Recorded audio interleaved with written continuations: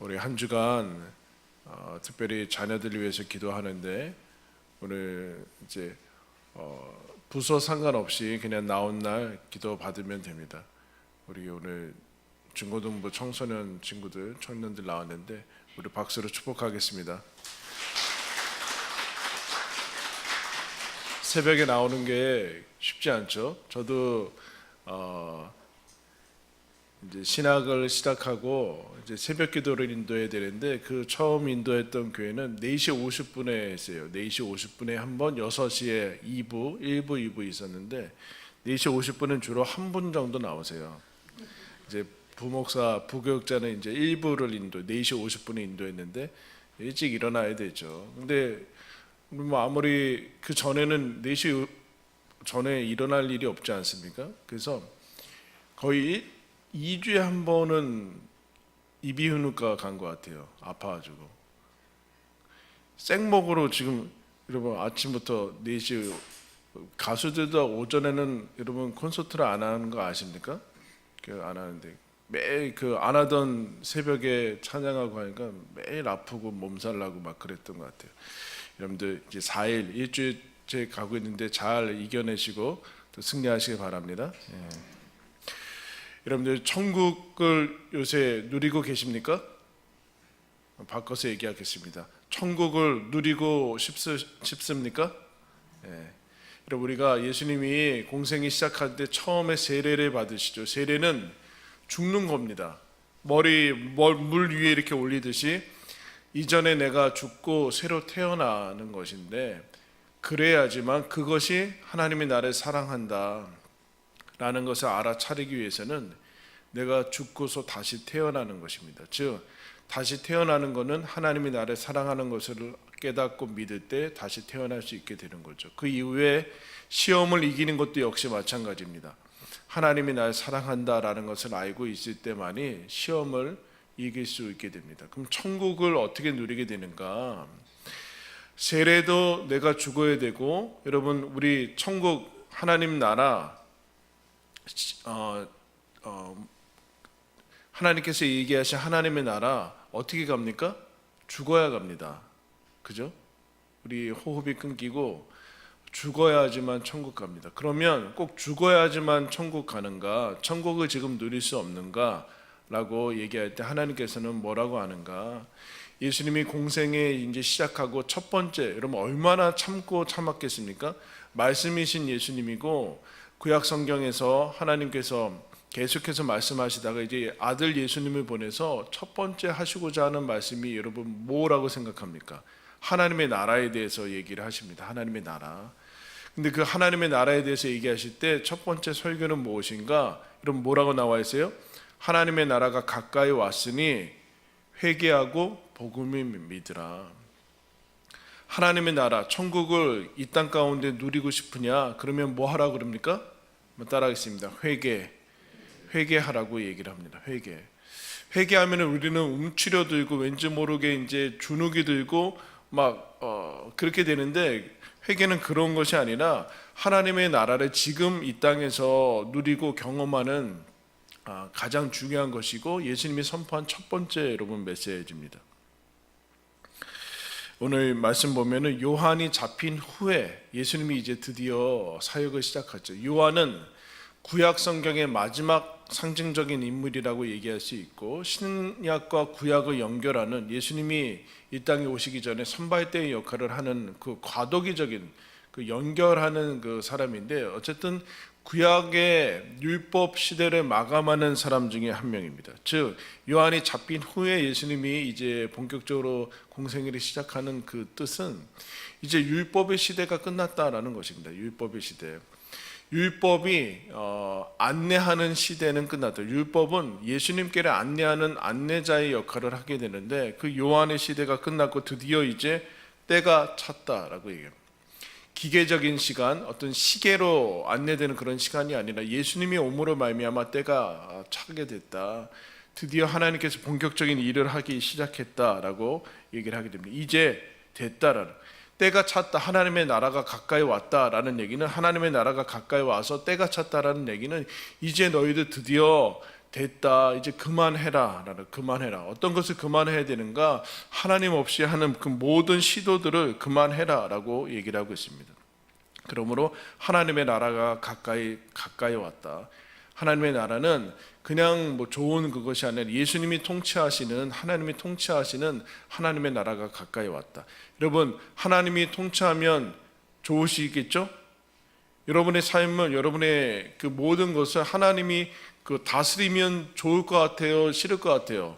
자유가 없어질 것 같아요? 막 힘들 것 같아요?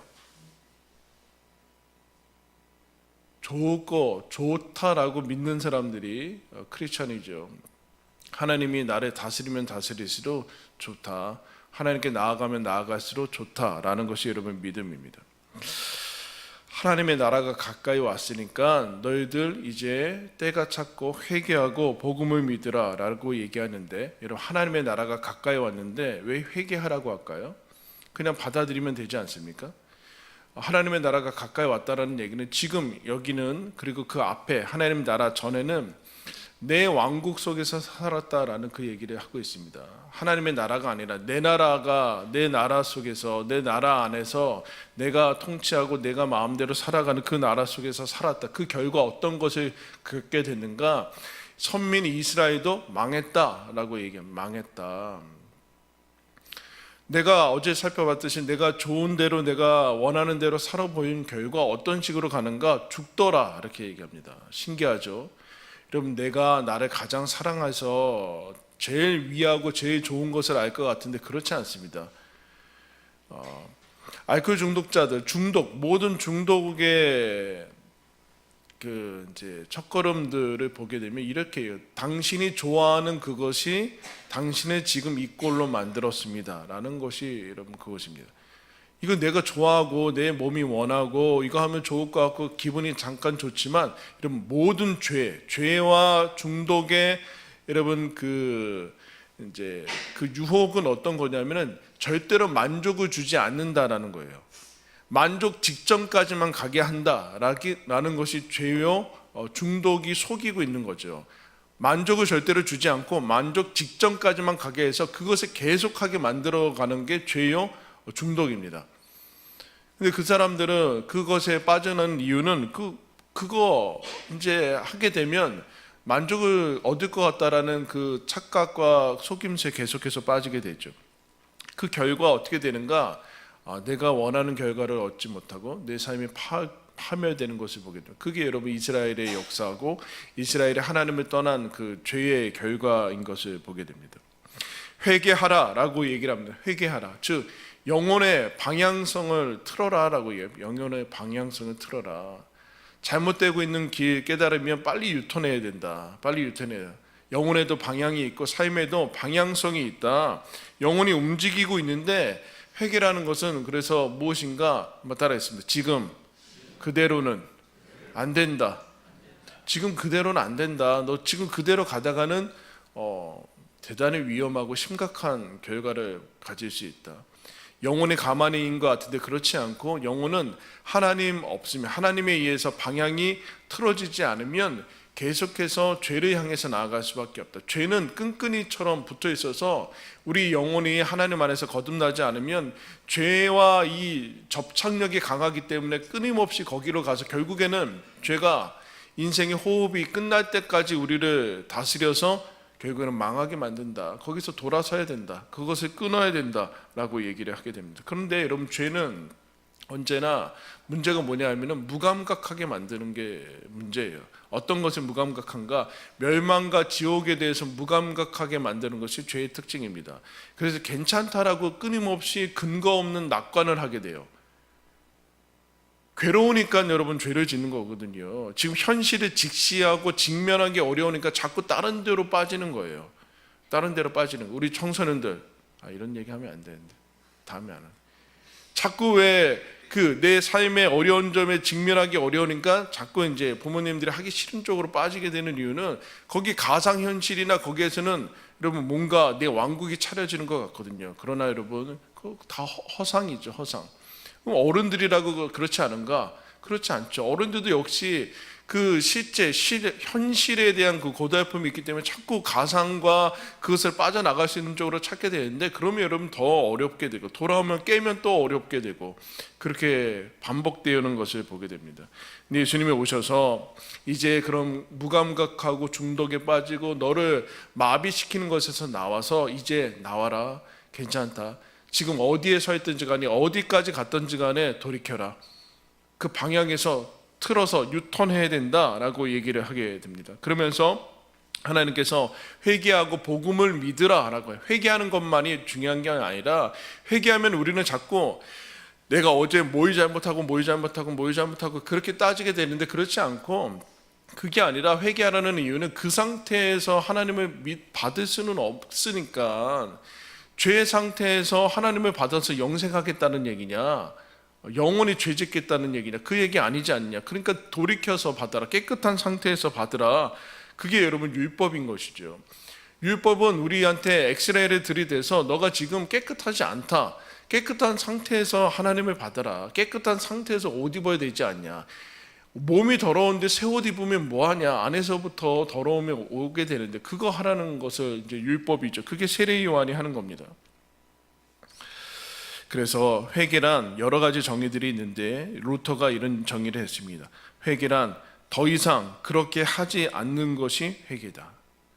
그냥 마음으로 안타깝게 여기고 그냥 한번 이제 미안한 감정을 가지는 것이 회개가 아니라, 더 이상 그렇게 하지 않는 것이 회개다.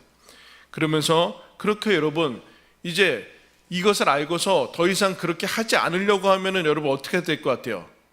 못할 지경에 와 있는 것을 깨닫게 됩니다. 옛날에는 초반에는 마음 먹으면 할 수 있을 것 같았고 할 수 있었어요. 근데 시간이 지나면 마음 먹어도 못하는 것을 알게 됩니다. 자기가 알게 돼요. 그만큼 깊이 빠지게 되어 있어요. 모든 것에서는 다 마찬가지예요. 아침에 여러분들 대단해요. 이 시간에 나온 거 대단한데, 아무리 결심하고 자도 아침에 일어나면 6시인데 뭐 어떻게 해요? 5시 반에 왜 6시로 안 된다는 거예요. 그거 그렇게 하지 않는 것이 회개인데, 아무리 노력해도 율법을 못 지키는 거예요. 자기 실상을 알게 되는 거죠. 그때 어떻게 해야 되는가? 아, 내가 정말 하나님이 얘기하는 죄인이구나라고 깨달아야 되는데, 그렇지 않고 다시 교묘하게 숨게 됩니다. 그래서 인정하기 어렵게 되죠. 그래서 가장 변화되기 어려운 가장 치명적인 죄는 무엇인가? 자기가 죄인이 아니라고 믿고 있는 죄입니다. 자기가 죄인이 아니라고 믿고 있는 동안은 하나님을 찾지 않습니다. 그럼 변화되지 않아요. 그러면 회개하지 않게 되고 천국은 그 사람 가운데 임하지 않습니다. 계속해서 반복적으로 어렵게 되는 거죠. 그래서 회개란 이렇게 정의합니다. 하나님 앞에 엎드려서 내가 어떻게 살지 말해줄 분은 나 자신이 아니라 하나님이라고 인정하는 것이다. 내가 그동안 살아본 결과, 여러분이 아무리 열심히 살고 아무리 뭘 하고 뭘 하더라도 마지막 결론이 뭔지 아십니까? 죽음으로 끝납니다. 뭘 하든 상관없습니다. 아무리 열심히 하건 상관없고, 아무리 뛰어난 것을 다 누리건 상관없고, 마지막 결론이, 그 결론이 무엇인가? 죽음으로 끝나게 됩니다. 하나님께서 얘기합니다. 거기에서 돌이켜야 된다. 그 상태로 갈 수는 없다. 너에게 가장 좋은 길을 제시하는 것은 너가 아니라 하나님이어야만 된다 라고 인정하는 것이, 거기서부터 시작하는 것이, 내가 내 스스로가 아니라 예수님을 받아들여야 되는구나 라고 인정하는 것이 천국의 첫걸음이다 라고 얘기를 하게 됩니다. 회개를 또 이렇게 정의합니다. 고든 맥도날드가 언제라도 폭발할 수 있는 악이 모든 인간의 내면에 깊이 고여 있다는 사실을 인정하는 것이 회개다. 여러분, 바리새인들이 그 당시에 거룩하고 경건하게 살았어요. 그래서 어떤 착각을 하게 되는가? 자기들은 죄인이 아니라는 착각을 하게 됩니다. 여러분, 그렇지 않아요.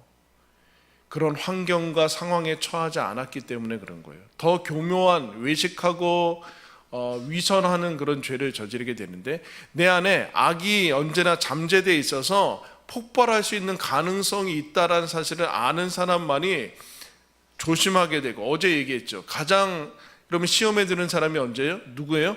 자기는 시험에 들지 않을 거라고 착각하는 사람들이 시험에 듭니다. 돌이킬 수 없는 지경까지 가게 되는데, 여기 이거 마찬가지. 내가 언제라도 내 안에 악이 있어서 폭발할 가능성이 있는 것을 자기 자신이 인정하는 것이 여러분 회개의 첫걸음입니다. 그거 얘기하는 거죠. 그 상태로는 안 된다. 돌이켜야 된다. 너도 예외는 아니고 나도 예외는 아니다. 그 얘기를 하게 됩니다. 복음을 믿으라라는 얘기는 하나님의 통치를 받아들여라 라고 얘기하는데, 그것은 죽는 것이 아니라 생명의 길로 가는 것이다. 회개란 어떤 죄악들, 내가 잘못한 것들을 돌이키는 것을 얘기를 하는 거지만, 그뿐만 아니라 그 정도가 아니라 단순히 범죄나 죄를 스톱하고 버리고 돌이키라는 그 정도가 아니라, 하나님께서 얘기하는 것은 이거예요. 너는 죄를 짓기에는, 그리고 하나님 나라에 들어가지 못하고 망하기에는 너무나 하나님이 사랑하는 존재다 라는 게 여러분 회개라는 뜻입니다. 더 이상 너는 하나님의 사랑받는 자 아니냐, 그러니까 하나님의 사랑받는 자라서 죄의 자리에 있기에는 너는 너무나 소중하다. 너는 너무나 소중하다. 너는 멸망하기에는 너무나 소중하기 때문에 회개하는, 너는 죄를 짓기에는 너무나 하나님이 아름답게 지은 사람이다. 그러니까 돌이키라라는 하나님의 사랑의 메시지가 여러분 복음이죠. 회개하는 것은 우리를 하나님이 싫어해서 너 죄 지으면 지옥 간다, 벌 준다, 그게 아니라 너는 죄를 짓기에는 너무나 하나님이 아름답고 존귀하게 정말 가치 있게 지은 존재다. 그러니까 거기서 나와라. 너 하나님의 나라에 들어갈 사람이다. 그 얘기를 하는 거예요. 그 얘기를. 그러므로 여러분 회개와 복음을 믿으라는 얘기는 하나님께서 우리를 사랑하시는 사랑의 메시지죠. 여러분 우리는 저와 여러분은 하나님의 나라에 들어갈 만큼 소중한 존재입니다. 죄를 짓기에는 그냥 한탄하고 그냥 죄에 빠져서 허우적거리기에는 하나님이 너무나 사랑하는 존재. 그러니까 나오라는 얘기입니다. 잘 깨달아지지 않더라도 그것을 하는 것이죠. 여러분 때가 찼고 이제 내 삶 가운데 인생의 방향을 틀 때고 돌이킬 때입니다. 누가요? 저와 여러분이 방향을 틀 때입니다. 돌이키시고 회개하시고 하나님이 얼마나 사랑하시는가, 회개의 기회를 주시고 다시금 하나님께 더 가까이 나아갈 수 있는 기회를 주신 거 여러분 기억하면서 더 회개하십시오. 더 회개할수록 더 천국을 누리게 될 것입니다. 아멘. 더 회개할수록 더 천국을 누리게 될 것이요, 더 자기를 부인할수록 하나님이 놀라운 그 은혜와 기쁨을 누리게 될 거예요.